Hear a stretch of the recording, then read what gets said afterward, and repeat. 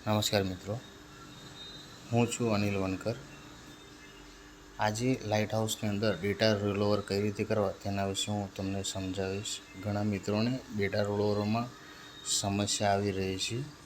તો લાઇટ હાઉસની અંદર તમારે આઈડી પાસવર્ડ નાખી અને લોગિન કરવાનું છે।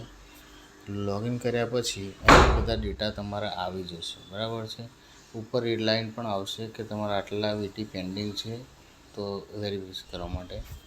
તો અહીંયા જે ચેકબોક્સ આપણું ચેકબોક્સમાં ટિક કરવાનું છે। ત્યાર પછી નીચે ઘણા બધા ઓપ્શન છે, ફેલ, પાસ, લેફ્ટ આઉટ અથવા પાસ એન્ડ અધર સેક્ટર, બરાબર।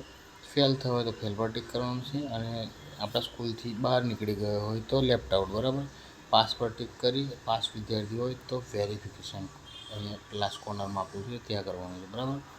જે વિદ્યાર્થી વેરિફિકેશન કરીશું ત્યારબાદ એ સ્ટુડન્ટ રજિસ્ટ્રેશનમાં દેખાશે। તો અહીંયા જુઓ, તમને મેં 2 વિદ્યાર્થીનો ઓલરેડી કરેલા છે, તો દેખાશે। અહીંયા દેખો ક્લાસ 10માં ડેટા રોલઓવર થઈ ગયા છે, બરાબર। 2 વિદ્યાર્થી મેં વેરિફિકેશન કર્યા છે। ત્યાર પછી પાછળ આપણે શું કરવાનું છે, સ્ટુડન્ટ વેરિફિકેશનમાં જઈ અને ફરીથી જે સ્ટુડન્ટને આપણે વેરિફિકેશન કરવા હોય તે કરવાના, બરાબર।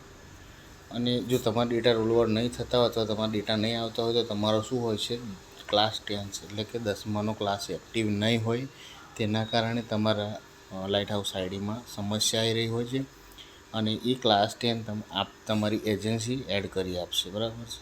આભાર।